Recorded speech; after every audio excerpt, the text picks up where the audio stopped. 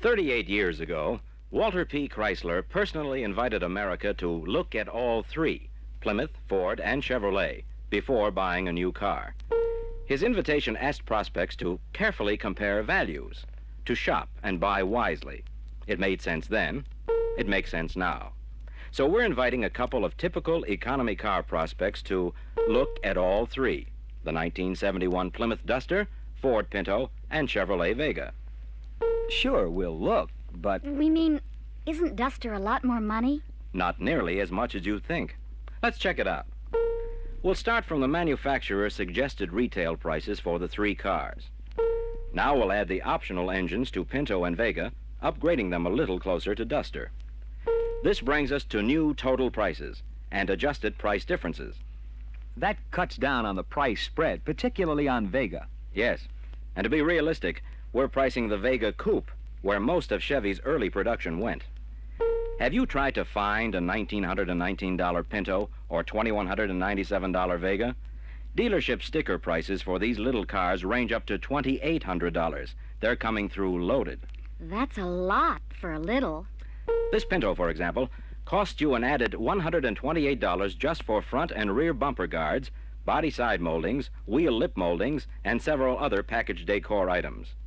Let's look at some of the differences in these cars, differences that are bigger than the prices alone would indicate. Pinto and Vega are identified by Ford and Chevrolet as our new little car. They're both right. The little Pinto measures but 163 inches in overall length on a wheelbase of only 94 inches. The little Vega is barely larger, 169.7 inches overall on a 97-inch wheelbase. In contrast, the 1971 Duster is a compact but far from little 188.4 inches overall, set on an agile 108-inch wheelbase. And the longer the wheelbase, the smoother the ride. Duster's body is wider, has a wider front track, a wider rear track. Longer overall, longer wheelbase, wider body, and wider stance. Duster is designed to ride and handle better and to carry more passengers more comfortably than these mini cars. Duster offers two well-proved economy slant-six engines at 125 and 145 horsepower. Pinto and Vega each offer two small displacement four-cylinder engines, and both of their optional engines fall far short of matching the horsepower of Duster's base six. Duster's higher horsepower V8 engines offer excellent performance with the optional Torque Flight automatic transmission. The Pinto and Vega engines, when teamed with their respective optional automatics, leave something to be desired in performance. The standard Ford engine is presently being used in their little British car. Their optional four-cylinder is a new German Ford design that has yet to prove itself. And Vega's engines are a brand new, lightweight aluminum design that also hasn't been proved. Looking at standard engine performance in terms of horsepower to vehicle weight, Duster obviously offers the most efficient package. Let's compare braking. Duster has considerably more swept brake area, resulting in greater total four-wheel braking action. Of the three, only Duster uses torsion bars at the front and leaf springs at the rear. Pinto has gone halfway, with leaf springs in the rear. Vega has coil springs, front and rear. Let's look at some more of the values, or lack of them, that you could be living with depending on the car you choose. Styling makes an impact on prospects in any segment of the market. The 71 Duster has its own bold, with-it look, while Pinto has the appearance of a scaled-down Maverick and Vega smacks of a miniature Nova. Both Ford and Chevrolet say that our new little car is practical. Let's see how their claims hold up. Pinto is 9 inches lower than VW, Vega 8 inches lower. We think Chevrolet and Ford have missed the point. Most of the established little cars are upright, with relatively high doors, while a larger car, like Duster, also has longer, wide-opening doors. But Pinto and Vega have sacrificed height. People getting in and out will find it awkward, particularly with Vega's one-stop-only doors. Pinto and Vega have the front seat back release way down at the bottom edge. This can make it a two-hand operation to get into the rear compartment. Duster's seat back release is set high, out where it's easy to see and reach. A one-hand operation for easy in, easy out. Both Pinto and Vega have door lock release buttons set toward the rear, hard for the driver to reach on either side. Duster puts lock buttons up near the middle of the doors, a more practical position. Now that our prospects for a practical economy car have managed to get into the Vega and Pinto, let's hear their reactions to these little cars' interiors. I'd like more legroom. Sorry, there is no passenger seat adjustment on Pinto. None? None. Even on Vega, it's an extra cost option, part of a $39.15 decor package. Extra cost? Yes, but it's standard with Duster. I don't even have an armrest, just this hard plastic shelf thing.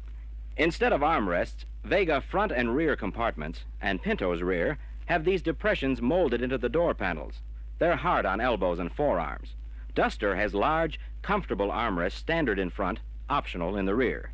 Hey, there's no glove box in Vega, just this little open storage hole. That's right. But there is a storage pocket in the driver's door. You don't mind digging around whenever you want something, do you? Vega doesn't have many gauges. Unfortunately, both Vega and Pinto seem to think it's practical to let you know about trouble after it's happened, not in time to do something about it. They use warning lights for engine temperature and alternator charging. I'm disappointed in how plain these panels look. It's also economy. Duster's instrument panel has a much richer look, warmed by handsome wood grain trim, and it's fully instrumented with readable gauges. But what could really bug me is these little floor pedals. Did Chevy take them off a soapbox racer? At that, they're larger than Pinto's. Would you believe Pinto's 1.25 inch wide accelerator pedal and a clutch and brake that are only about 1 inch wider? That's not going to make me a believer. Duster's floor pedals are much wider, larger overall. In an emergency, you can feel that your foot is on the correct pedal. Making room for people is important. Duster offers a choice of full foam padded front buckets, bench seat, or bench with folding center armrest. 3 can sit in Duster's front seat. Pinto and Vega offer only front bucket seating. Remember the added width of Duster's body? 3 can sit comfortably in the rear seat. No way in Pinto or Vega. These are 4-people little cars. One of the reasons rear seating is limited, and not too comfortable even for 2, is that while these little cars have scaled down interiors, Chevrolet and Ford haven't been able to scale down the drive shaft tunnel. Well, we're not. Scale down people. A car's trunk should be practical, wouldn't you agree? But it's tough to pack things into Pintos. The cargo capacity is only 5.6 cubic feet, just barely 1/3 the size of Duster's trunk. Vega's trunk isn't that much more spacious. You're limited to 8.7 cubic feet, compared with Duster's almost double 15.9. Both the little car's trunks, by the way, are covered only with paint. Duster's has a floor pad. Pinto and Vega have heavily framed door glass and the overall look of a little economy sedan. Notice how Duster's frameless door glass contributes to the car's handsome hardtop look? Pinto and Vega bumpers, front and rear, are thin, lightweight, and don't offer much protection. Even a low-speed rear-end nudge could prove costly for these little cars. Hey, maybe that's why Pinto has that headlight and grill service kit I've heard about. Ford and Chevrolet do make broad claims that these little cars are easily serviceable. What's the real story? The first thing you run into under the Pinto hood, This miserable support rod sure gets in the way. well, let's say the second thing, is this warning on the engine cowl. Attention, this vehicle uses metric parts. Now, metric parts require metric tools. But Ford is happy to sell tools like these by mail order only. A fairly complete set can cost you up to $69.95. How about Vega? The engine compartment is certainly different. Very compact. Limited clearance to get at some areas and work. But there are no owners with enough experience yet to tell us how serviceable the Vega really is. Vega does have some oddities, however. The normally accessible air cleaner is sealed in a welded unit, with the entire thing scheduled for replacement at 50,000 miles. There's no way to check and clean the filter alone after 20 or 30,000 miles when it might benefit from attention. And Vega's electric fuel pump is in the gas tank. If it malfunctions for any small cause, it must be quite a job getting it out for repair. Let's look under Duster's wide-opening, counterbalanced hood. Everything is familiar, easy to recognize and to work on. Owner and dealership reports indicate Duster has proved an easily serviceable car. When you look at all 3, Carefully compare value, shop, and buy wisely. It's obvious that the 1971 Duster comes through with a lot more car for a little more money.